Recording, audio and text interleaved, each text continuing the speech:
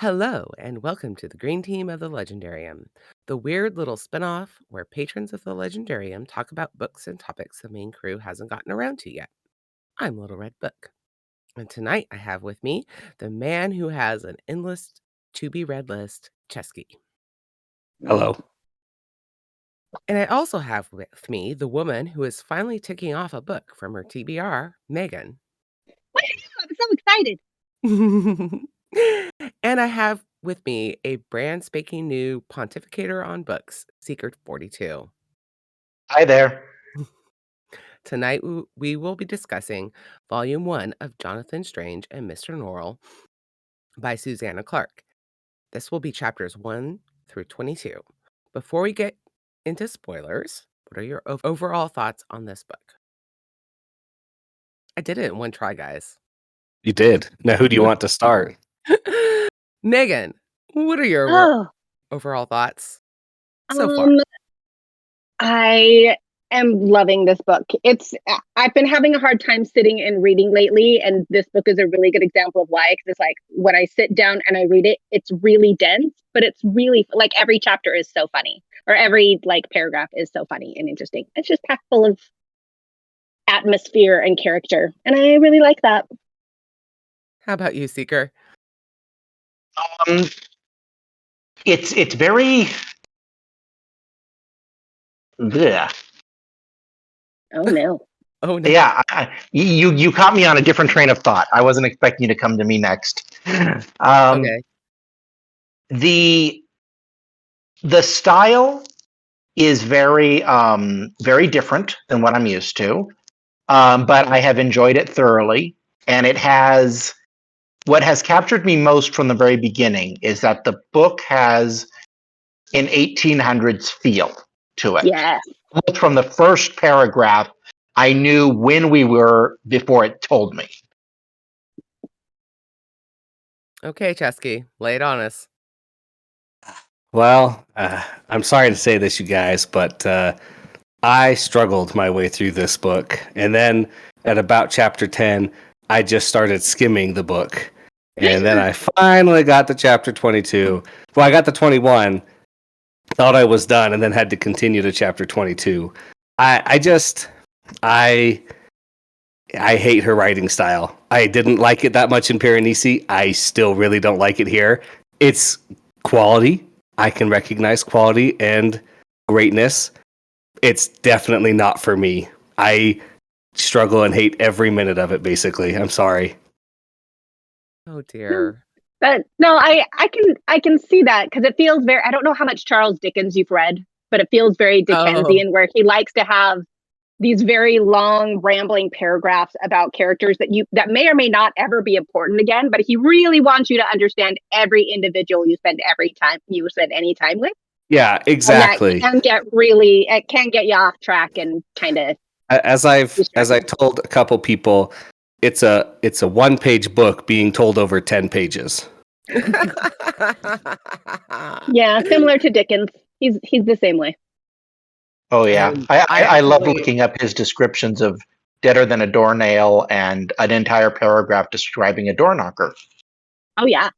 So Cesky did A Christmas Carol with us a couple years ago, me and Huron Fan. Mm-hmm. And yeah, that was his reaction. I'm going to take this a little bit of a different direction. Although I do think that the reference to Dickens is apt. I would say it's like Terry Pratchett and Jane Austen got together and wrote a alternate history of the Napoleonic Wars with just really fun footnotes. Is how I would describe it. Well, it is being written by Mr. Murray, Mr. Second, whoever they contracted with to write down Mr. Norrell's history. So it's supposed to be like written in the style of that time. Yeah, it's like a bibliography. Yeah. It is written, I think, by Mr. Secundus. I think you're right. I think so. I don't know. I only found about half the footnotes funny. Some of them were like true footnotes, like, and this is referenced in this other book over here. And I'm like, well, that's amazing that you detailed that, but Wait Benefited me till not. wait till you get to the I footnotes loved. that say, "See footnote, blah, blah, blah, in another chapter." Oh It's gonna no. blow your mind. What were you What I saying, loved Seeker? about the footnotes is that in many books you've got a person who doesn't know something, and so he's the person who's always asking the questions that the audience needs to hear. And I think it's called a talking head. And in this case, Mhm. you just have a footnote every time we reference something that we're like, wait, what the hell does that mean? Oh, there's a footnote to tell us. I think Yeah. that's yeah. You Which is kind avoid of because oh, sorry, go ahead. oh, no, you go ahead. I was just gonna say you like it kind of is in such a way that you could skip over those footnotes if you decide you're like, I don't really care. Like I'm sure I'll get the context reading through this. You could skip over 100%. them, but it's Mhm. like I kind of like that context a little bit, so it's kind of fun for me to just jump in, even if it's just saying in reference to this book that of course we don't have access to and will never read, but it just kind of makes the world seem a little bit more full. And also, it's kind of this. I like that it's kind of part of the joke that Mr. Norrell loves to study and loves to read, but he has all the books.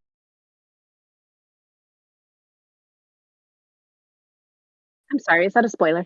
No, yeah, it kinda is, but that's I'm so okay. sorry. I will cut that out. Fair. Um, yeah, no, I just love a book with footnotes. It just tickles me. So, Lady Sweden and Runner 1730 say, "What should readers expect from this book?" But I think we've probably already covered that, unless you have something you guys want to add. Expect it to be dry. Boo. Sorry, just expressing my feelings. I don't get to Expect it. express negative feelings Yeah. very often here. It was Expect it to take time. Like this is a book that you really do need to take time with. It's, Yes. like reading Lord of the Rings or something. It's one page takes 2 or 3 minutes to read. I'm reading a hardcover and it's enormous. But it's Oh, expected to take some time I and wish you I do could. really have to pay attention. Yes, you do. And I really wish I could show you my beautiful hardcover edition that I got for $10 at Powell's. Ooh. Also, they asked about structure, pacing, character. Is it character driven or is it plot driven? So this is definitely a character driven book. Yes. And yep.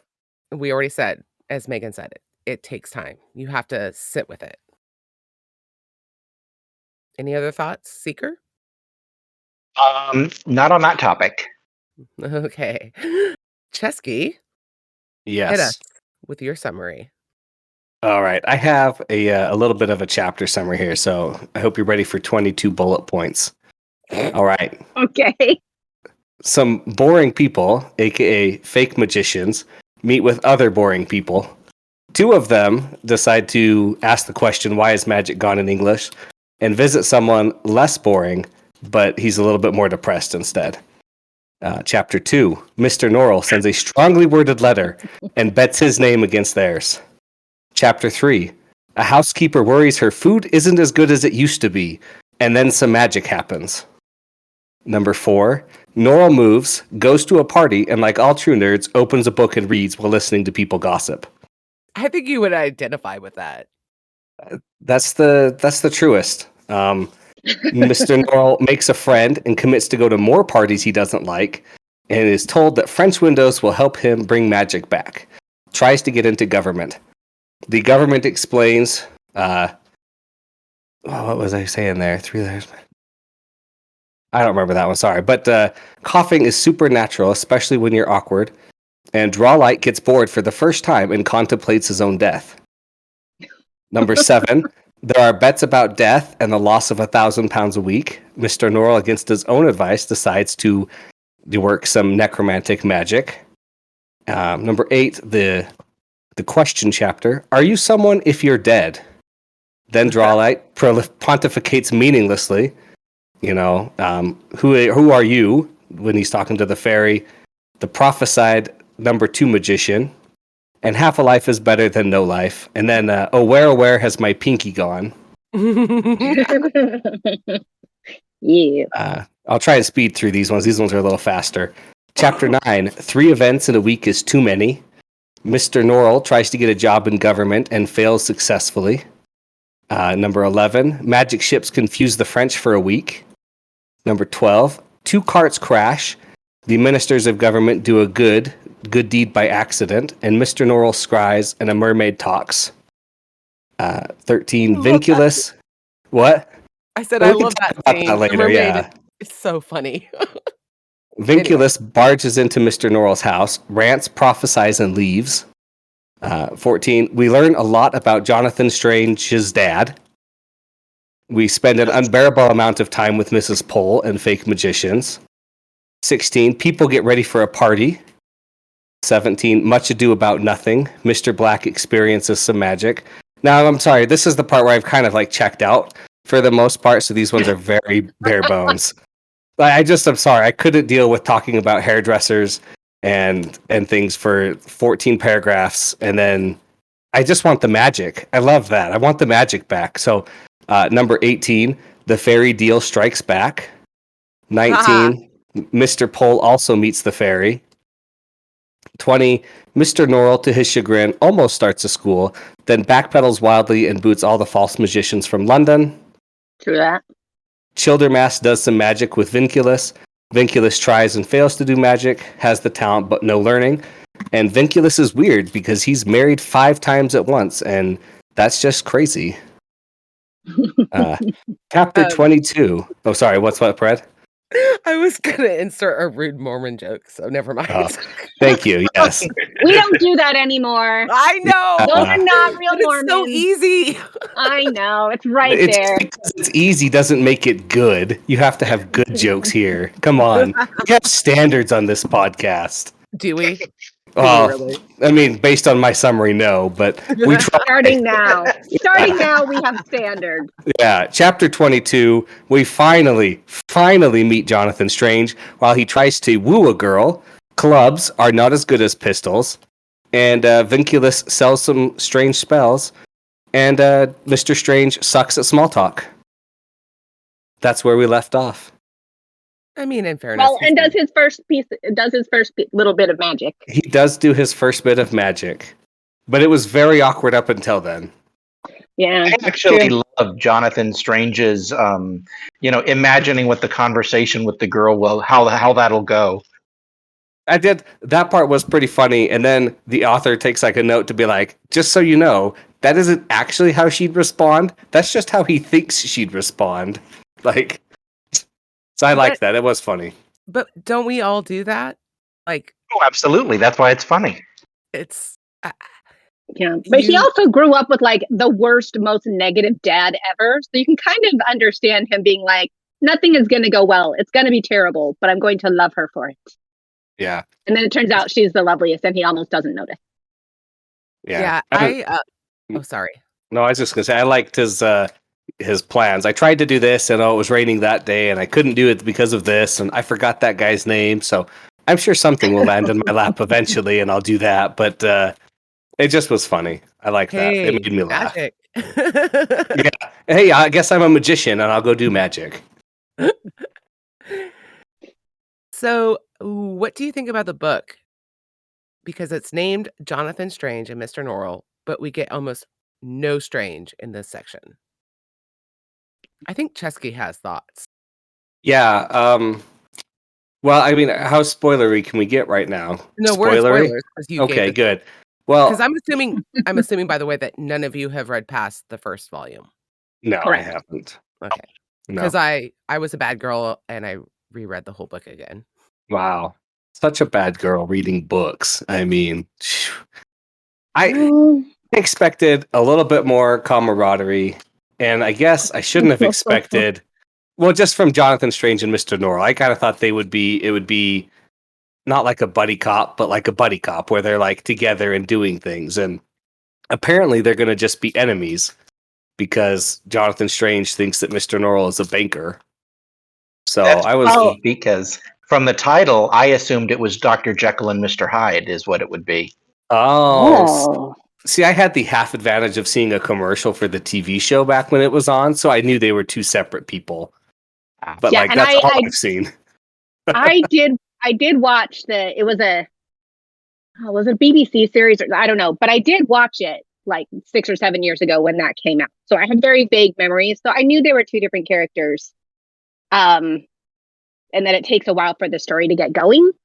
But it is kind of interesting the way it's written, where it really is focused on Mr. Norrell, because he's for this first section, because he's the only one doing any magic there for a while. So it kind of brings in Jonathan Strange when he starts to be relevant, which he isn't for a long time. Yeah, I guess I was expecting more them togetherness or something, or just I don't know. I was expecting more magic because that's what I love, and I didn't get it. I'm sorry to tell you, but we're only 20% of the way through the book, so there's plenty of time for them to do stuff together. Hopefully there's plenty of time for more magic. But if the first 30% mimics the last 60%, then it's going to be tough.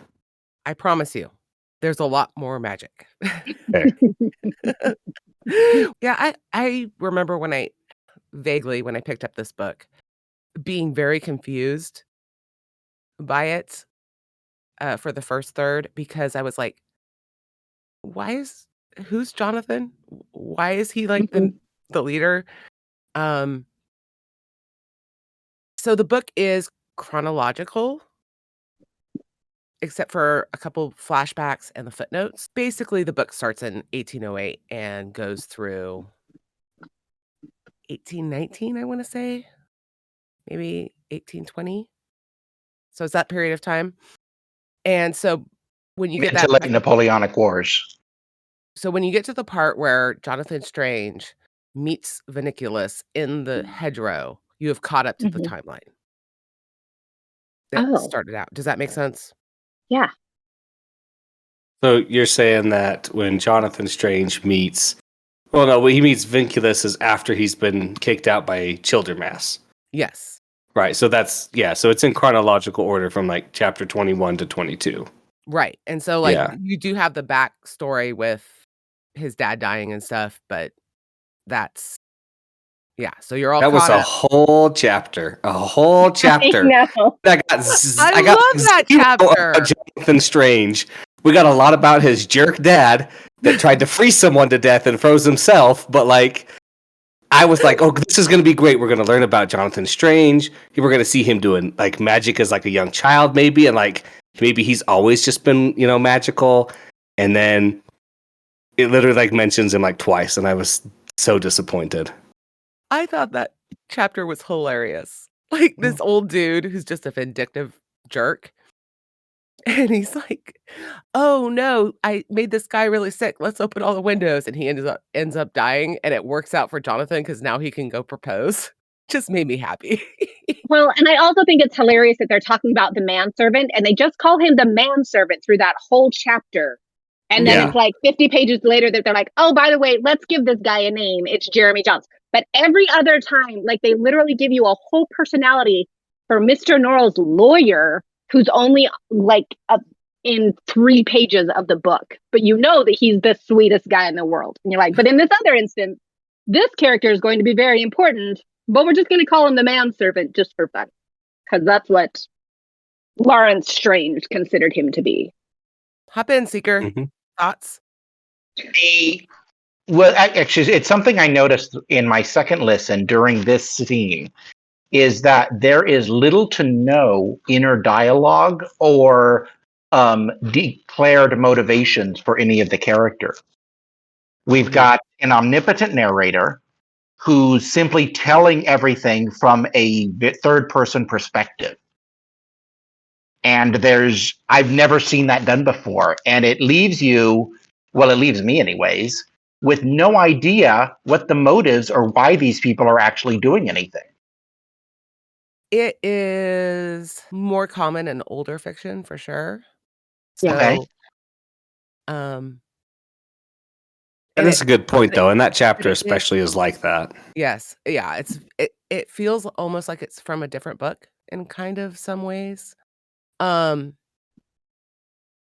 So the interesting thing about that period of fiction is that you don't have the living in the person's head thing. It's just not a thing. You don't do that. Right. That just wasn't a thing during that era of writing. Right. Like if you read Middlemarch and stuff, you get it a little bit, but not so much. I just pulled Middlemarch out of my butt, but whatever. I think the only things that I have read that date back, any time period. Let me see. We've got the Lord of the Rings, That's 100 years Frankenstein. later, as Okay, far as the time period of when this book of takes when it place. was written, or oh, you mean when it takes place? Yes. Right. Yes. Like the style that Okay, it's being written because this in. is written in the style of Dickens, and yeah, Lord of the Rings was World War One. Let me see. Dickens From is writing in that, 1840. I would even say maybe it's Horatio Hornblower. Oh, sure. Yeah. I read those, but I read those 10 years ago, so I have no idea what style they were written in. I would say it's much more in the style of Austen, who is Whom I've was never writing read. right. Well, that's very sad for you. I have read Agatha Christie, but that's later, isn't it? And that's much later. Okay. Yeah, she's a contemporary of Tolkien. Yeah. She's Um, like 1920s. hmm? Agatha Christie is like the 1920s or so. I Yeah. read a really, like, I'm reading this book and it's making me think a lot of the Master and Commander series, which Yeah. was written in the 1970s, but it takes place in like 1790. It's like the same time period, it's like the late Yeah, it's exactly 1790s the same to time 1800s. period. Yeah, Right. so it has a very similar feel. Do you think Patrick O'Brien was writing in an 1800s, early 1800s style? Oh yeah, 1000%. Okay, I haven't listened to those in at least 7 or 8 years either. So, Oh, I love them. oh yeah, they're great. Good. It's just I They're listened so to them good. about 7 times, so they went to the back of my reading. But it is an interesting point that like a lot of contemporary fantasy, especially, is written in kind of I don't want to say a specific style, but it's all very cinematic, I guess, where it So especially Sanderson shows you more than tells you. And this is definitely I'm going to tell you and not really showing you, at least so far, kind of style. I would say it pretty much maintains that style throughout. But like I said, you do get a lot more magic later. Okay, good. I am really hoping that you're not lying to me, Red. Why would I lie to you? Because that's all I'm living for here on this series. I promise you, lots more magic. And there's cats, and there's much more fairy, and I promise.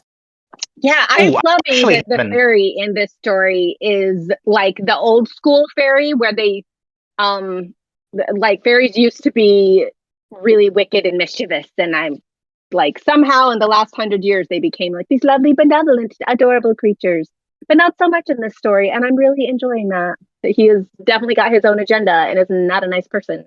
Mm-hmm. Yeah, what I noticed about the fairy is, and in old stories of the Fae in general, is that they tend to treat humans very similar to the way third world country people treat farm animals. They're basically tools to be used up and thrown away when they're no longer useful. Whereas in the West, we tend to get attached to our animals and form emotional bonds. They're like, that's a dog. Why are you giving it special food or putting a sweater on it? And the fairy's attitude towards the humans, it's like, yeah, you're alive for, a few minutes of my lifetime, and you can wash dishes and be useful. And when you're done, you're done. That is very much, a means to an end. Mm-hmm. They're entertainment. Yeah, they're tools. Right. And I will say that one of the things that I like is this idea of the Raven King, who is a human who was raised by fairies, who conquers England, part of England. Stop me if I get into spoilers. And that's a spoiler there. That's definitely part 2. Yep. Yeah. Sorry. Okay. So The anyway, only thing we know about the Raven King so far is that he's a super magical magician, and Mr. Norrell hates him. And he's only ever conquered 3 territories, not Yes. multiple, not more. It's very explicit in the footnote. well, no, it says that he has a kingdom in England, a kingdom in Fairy, and a kingdom in Hell. Right, so 3. Right. Right, that's what I said. But I didn't. Vinculus says he's like, oh, he's conquered many kingdoms, and Mr. Norrell's like, no. And then the footnote says he never conquered more than 3.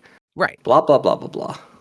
Well, and I like that he's the bringer of magic to England. Like he's this, and Norrell hates him because Norrell. So let's talk about Norrell. What is up with him? Yeah. He's you a know what he depressed dude. reminds me of? He reminds me of a monopolist. It's Mhm. like he wants to, like early IBM or early cash registers. He wants to have sole control of a resource. Oh yeah, he wants all the glory.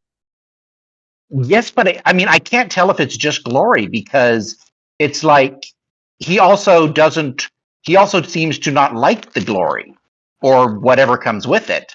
He just wants to be written down in history books, but not actually deal with people while he gets into the history books. No, that's true. And he has a very specific agenda where he wants practical magic to be useful. And he gets so annoyed when people keep coming to him and saying, I want to see unicorns. I want to see fairies. Because everybody else has this very specific idea of what they think magic is. And Norrell has been so in his head and internalized. And he's done all of this research. And he's like, no, I want magic to be respectable and respected. So I want to go and work with the government because that's a respectable and respected place. But even then, like the people who are working in the government don't necessarily want to do it the way he does. Mm-hmm. Yeah, definitely. He reminds me of Scrooge. Mm-hmm. Yes, there are Mhm. definite Scrooge vibes. Yeah, it's not even he doesn't enjoy his knowledge. He doesn't share it until he kind of has to share it. So, like, Vinculus even says to him, I've been waiting for you for 20 years to show up in London. What took you so long? He just wants his books and he wants to dive in his books like Scrooge McDuck in his vault. And no, No, I'm not. I'm not sorry to argue there. Sorry. no, it's fine. You can argue. No, I was just gonna say I liked one of the things I really did like about this book was the very first chapter and the very first page, which all the more sad for me, right? But he says he hardly ever spoke of magic, talking about Mr. Norrell. And when he did, it was like a history lesson, and no one could bear to listen to him. Right? Just I like love that. he likes to talk about magic, and to him it's so exciting and so interesting, but like anytime he actually does, it's very boring and drawn out and just Mega nerd. yeah, and like nobody can stand to listen to him to actually understand it because Well, he's standing there quoting star dates, and everybody's like, yeah, what happened? yeah, exactly. That's what I felt like. It's just like I loved that part, but then I just didn't. Yeah, so yeah. Well, in that way, it's good that he makes friends with Mr. Drawlight and Mr. Lassell. I don't know. Because they are able to kind of talk him up. They're the worst people. They're probably the worst kind of friends because they are also very miserly in not wanting anybody else to get close to Mr. Norrell. But they are so good at helping him find, like, oh, let's make you fashionable so you're a little bit more attractive to people. And then when they come over, like, we'll entertain them, but you'll be there and you're the important person in the room. And they really enjoy that reflected glory where, oh, what's that? I love the spot when Mr. Norrell goes behind his back and goes through a relative to get to the government guy. And the guy's like, and so he decided to punish him by only bringing him to these drab parties. And Mr. Norrell completely has no idea what's going on, is completely oblivious. And it's like, and so he succeeded only in punishing himself. Yeah. Yep. Uh-huh. Mm-hmm. Yep. So what do you guys think about the prophecy? So is it Vinculus making the prophecy? No. Well, it looks like says that the prophecy, he has it in an old book somewhere. Yeah, he does say that. Oh, okay. Yeah, Although Norrell has deduced that whatever prophecy it is, it's written in no known language after he's been trying to scroll for it. Or right, and scribe for also it. says it's the, Raven King's prophecy. Yes. Okay, that makes sense. So, Yeah. anyway. Anything else we wanna say? Any other characters you wanna talk about? I thought it was interesting that when Childermass is testing Vinculus, that Vinculus has the talent but no learning, so he can't do magic because he's the opposite of everybody else, or everybody else tries to learn it but has no talent. So he can shuffle the cards, but he can't read them. Mhm. And that was kind of interesting because I was like, oh, that makes Vinculus a little bit better than just the street magician who's been tricking everybody. I have a theory about that, or I don't know, dare I call it a prediction? Mhm. Vinculus is a descendant of the Raven King. Ooh, Yeah, sure.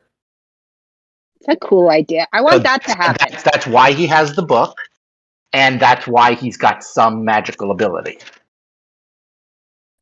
Okay, I'm so very scared that Vinculus is going to be one of those characters. It's like, and now we had some chapters, and now he has introduced Jonathan Strange to the idea that he should be a magician, and now we never hear from him again, and that was his only purpose.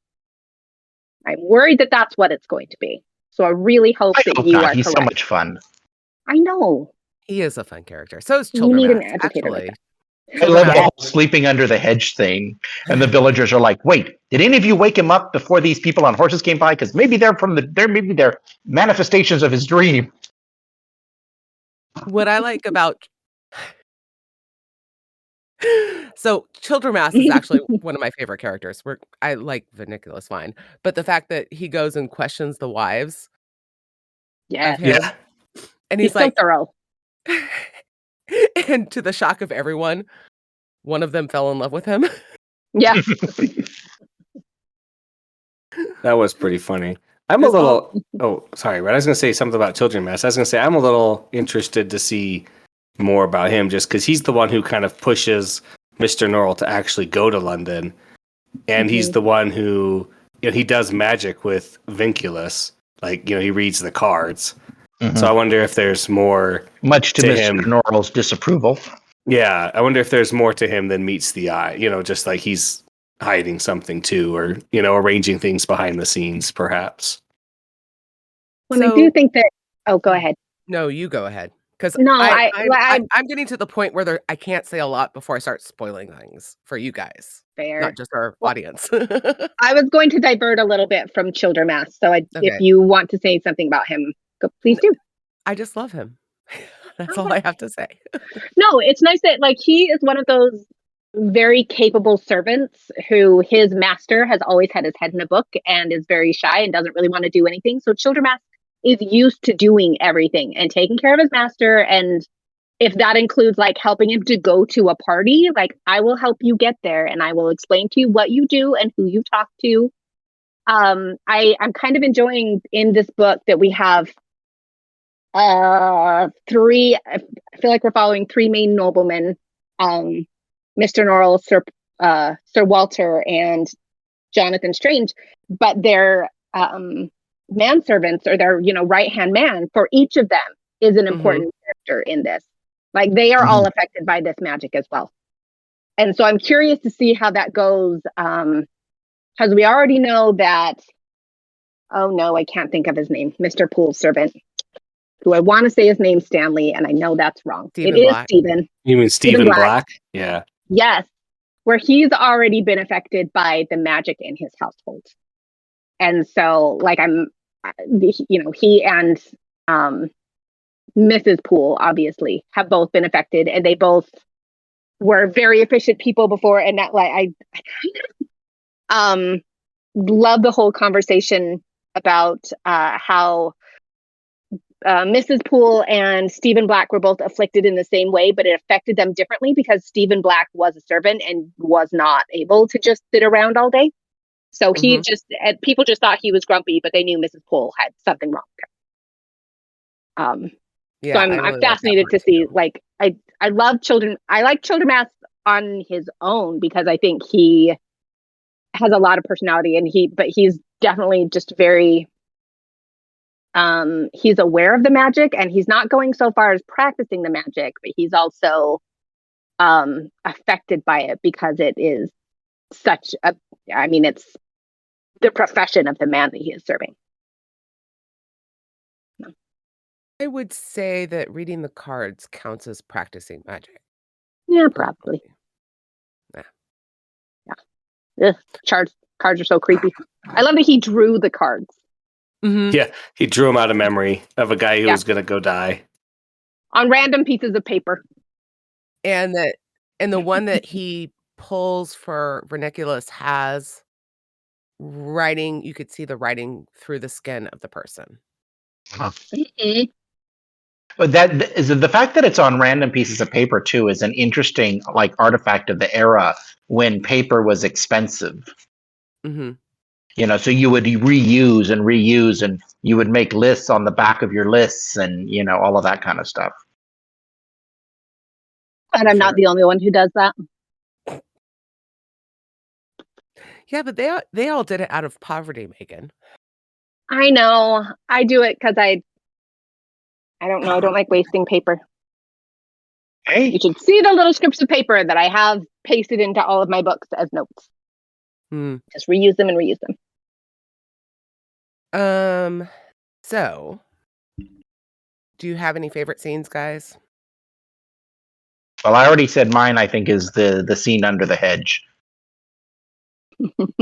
just that whole scene with the people waking him up and the Jonathan Strange doing his debate about whether or not he should turn back and telling his wife the story or wannabe girlfriend the story, and you know how she'd react if he didn't go and do anything, and then they, you know, and just Norrell waking up and the way the villagers react. The whole thing was just hilarious. I enjoy a lot of the scenes where the magic is happening. That very first scene in the York Cathedral where, you know, the York Society goes inside and they're expecting some miracle, but they don't know what it's going to be. And then all of a sudden, all of the statues start talking. Oh, I would love to see that done with CGI. Right? Yeah. It's such a cool idea. And the one, like the fact that there was one that was being so specific about this person was murdered and they're buried in there and they shouldn't be buried. And they're talking about the accents of the cathedrals or whatever. You know, like there's even a replica, but it's telling you what's going on where it's the original statues located in the language of that location. Mm-hmm. Yeah. I really liked in that scene where they're all like, "Where's Mr. Norrell?" And Childermass is like, "Well, he didn't want to leave his house, so he's just going to do the magic from there, you know. And you didn't have to leave your house if you could just see it from there, but you're here, so obviously you can't." And then it's just like it was like a good diss on them, where it's just like you could have stayed from home if you could see it, but you can't. So I liked it. That was really fun. I did too. That is my absolute favorite scene in this section of the book. And besides all the cool things about like the statue reporting what's going on in Italy and the other statue talking in Latin and one talking in some like old English or whatever, at the end, Mr. Honeyfoot, who has signed the agreement that he will not practice magic anymore, decides to spend that time looking for the murdered girl. Yeah. Yeah, he gets so dedicated in that he barely misses the magic, right? Right. Yeah, it gives him a new mission. And Well, I mean, that actually brings up an interesting thread that runs through this whole thing, is all of these main characters are gentlemen of leisure. They have their income, which is handled by their business managers. They literally have nothing to do. there's even a whole section where they're like, and then they started to bother their female Yes. family members. They started getting involved in the kitchen and bothering people about what time it was. Yeah, it's very, very funny. So is anybody else have a favorite scene? I was gonna just say I had a couple favorite scenes. Just small, like I really enjoyed the magic ships confusing the French, just because it's like that's actual practical magic, and we kind of see it, and they're like, "Oh my gosh, how did all these hundreds of ships? Like this is more than their whole navy." And then they're like, wait a minute, the ships aren't moving. They're just there, you know? And then like the one ship starts melting and then they kind of go through them. And, you know, that was just a fun scene, I thought. And then I really liked speculations about what they're made out of. right. And I'm just like, Yeah. I just was like, I guess if you really saw that, you wouldn't just go out in a boat and like go see what's going on. Because if you thought they were real, then you'd be really, you know, worried about 100 ships. But Right. I was just like, cannonballs can be yeah, quite exactly. for your digestion. It was a great stalling tactic. Like, it wasn't going to last forever, but it gave them 11 days. And probably can't be used more than once, but Yeah. Yeah, and then I liked the Mr. Black experiencing some magic where all the servants around him are like, I swear I saw somebody in the window, or I saw this person standing over here, or this was here, and he's always like, well, is there a tree next to that window? Well, no, then how was a branch scratching it? Or did you mean this, you know, like this candle holder? Like that's the silver sheen that you saw? And they're all like, oh yeah, yeah. And then he goes and visits the people who are like, we found this extra money. And then he's on his way back and he kind of gets swept up into the fairy world for a little bit. It was interesting. I liked that scene where he's dismissive of it the whole time. And then as soon as he's like into it, he's like, oh boy, this is interesting. You know what I mean? He's like, Well, I like how the light of the gold coins changes everybody in the room and also changes like the things that are written on the boxes. So instead of like, nutmeg, it's mercy deserved. Mercy undeserved. Yeah, that's really good.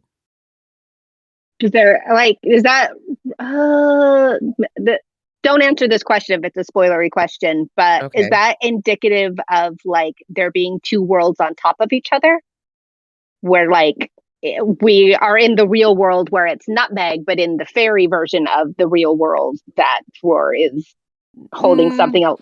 Because you have that moment where Mr. Black goes to the party at Lost Hope, and there's a woman who's wearing a dress that's like the color of the sea during a rainstorm. I don't remember exactly what it is, but everything is not like a regular color. It's a color that's indicative of something.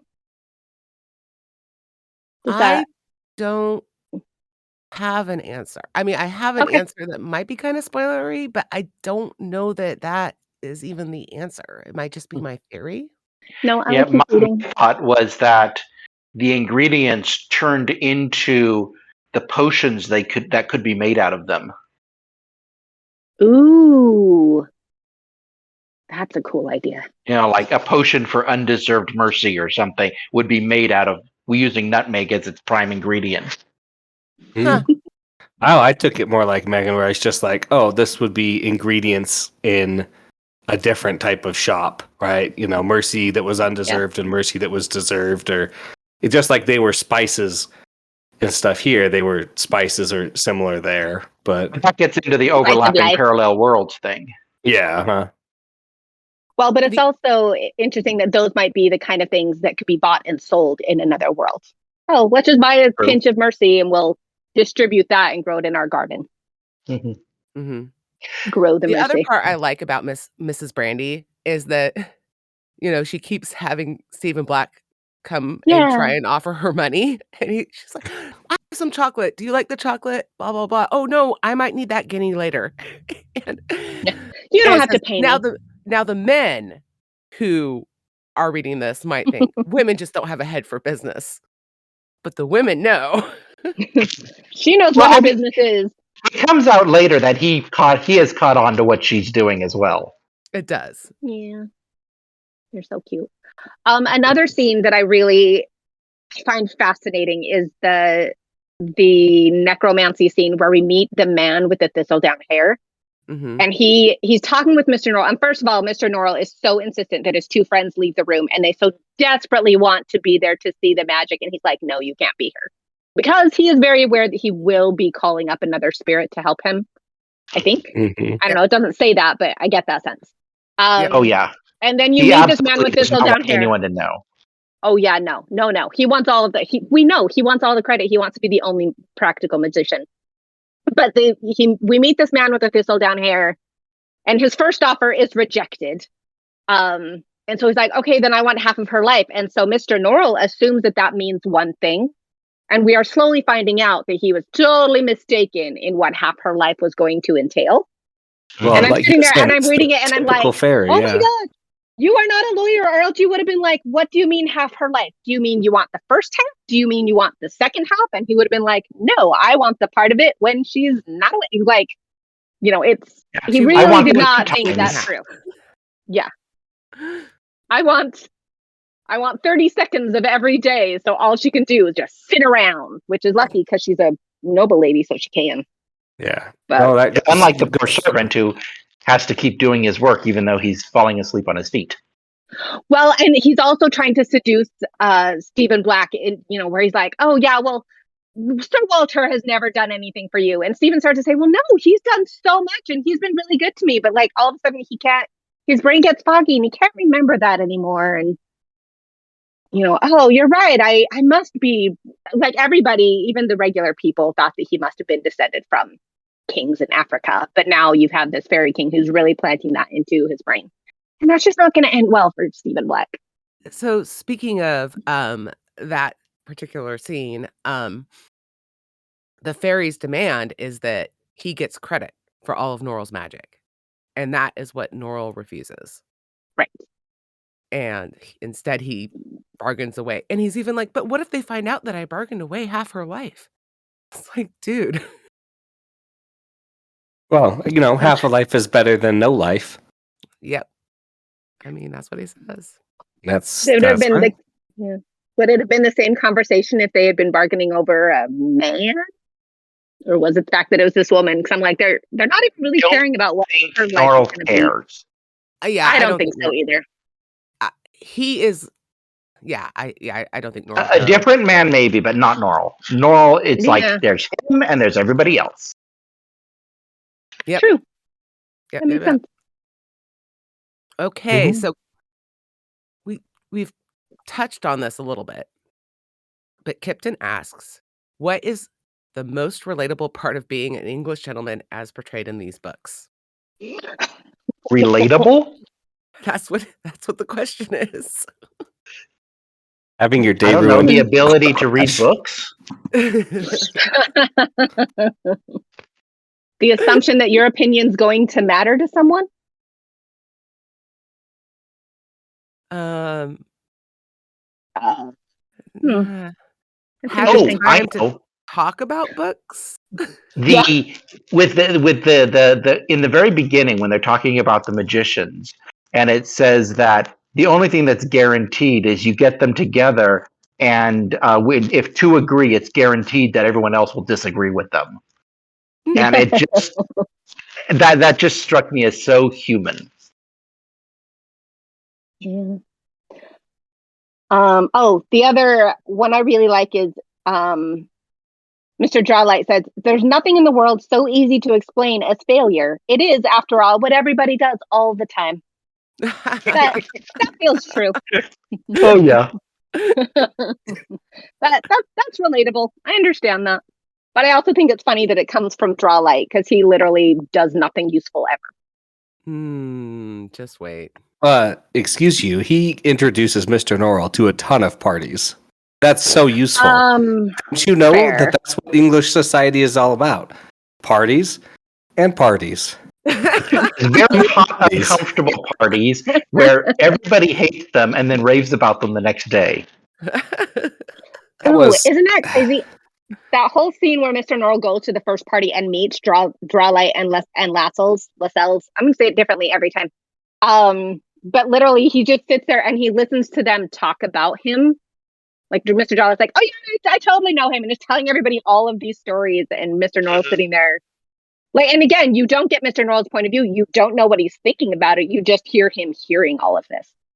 And then all of a sudden, Drawlight walking, he's like, oh, hey, you're Mr. Norrell. Okay, we're going to be best friends. And then they are. It's like the introvert's worst nightmare. It's like you're going to a party and you actually hear people talking about you that you don't know. Mm-hmm. Well, and he says, like, he walked in. Someone like that once who never wanted, anyone to know anything about them, and then was appalled that people were literally making stuff up just to be able to talk about the person. Mm-hmm. Well, and it's so sad because he walks into the party and he's there, like he gets there at the same time as a bunch of other people. And so he doesn't even introduce himself to anybody. So literally nobody knows he's there. Mm-hmm. Going back to something that's a little bit relatable to English gentlemen is being in a group of men talking to everybody arguing. You know, the very beginning, they're like, one person couldn't raise an argument without 3 other people coming to aid him and 4 people going against him. You know, in every encounter. So that was kind of funny and relatable a little bit. I just love the idea that these guys get together on the weekends and You mean every day? yell at each well, every day. Oh, isn't it on the weekend? It's I'm like just a teasing because I don't specific do day a anything week. all day. Yeah. That's what I meant. Sorry. Anyway, it's fine. Mhm. And they get together specifically to argue. Right. And then, Well, like it's I said, fun. I really do relate to that because isn't that what we do here on the internets? Oh yeah, that's half the reason I have a Facebook account. Just to argue with people I don't know about stuff I don't care about. Okay, so having read this first volume, who would you recommend this book to? Ooh, I would Mm. recommend it to people who are not interested in regular fantasy. I have a couple of friends. Well, one of my friends who recommended this to me is one who doesn't like, knights and sorcerers and those kind of and dragons. But she likes this because it feels like history. Like if you're a fan of the classics, you could really enjoy this. I'm not saying that if you're not a fan of the classics, you won't enjoy it, but that is who I would recommend it. Mhm. Yeah, I think anyone who is a fan of the classics would probably like it. But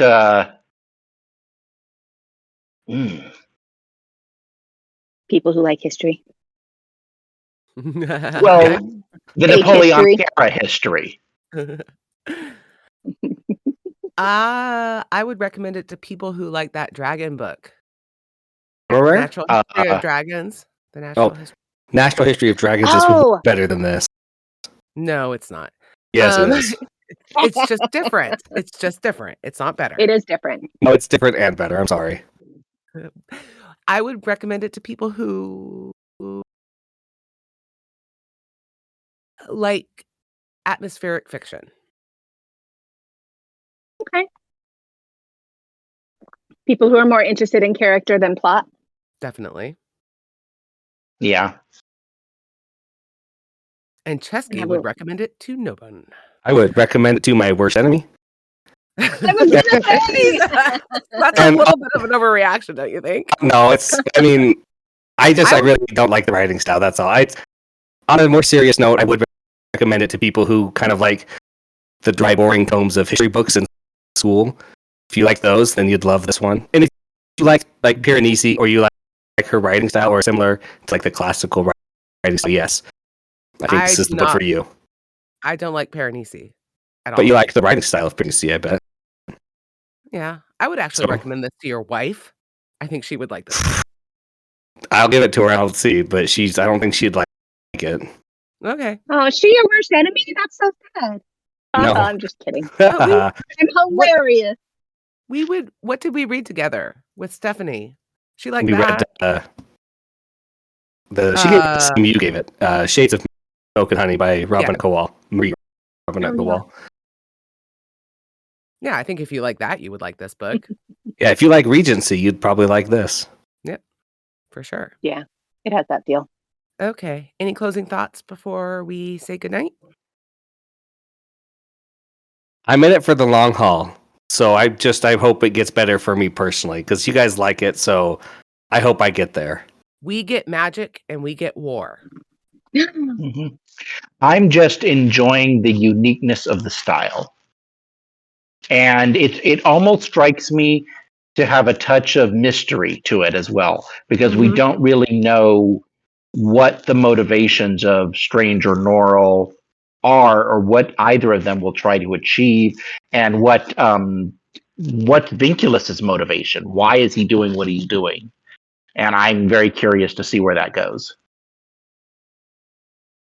Me too. I'm having fun. Thank you for excuse to read this book that I've been wanting to read for a long time. I'm excited to see what happens next. I am very excited to see what you guys think when we finish the book. Because I want to know how you guys feel about how all the storylines conclude. I'm very excited about that. I'm so excited. So, thanks so much for joining us tonight. You can join the conversation on Reddit or Discord. We are also on Twitter at Green Team Pod. Please consider supporting the Legendarium via Patreon. The music is Galactic Damages by Jingle Punks. Thanks, Craig, for loaning us a little corner of your media empire. For Cesky, Seeker, and Megan, I'm Little Red Book. Good night, y'all. Good night. Goodbye.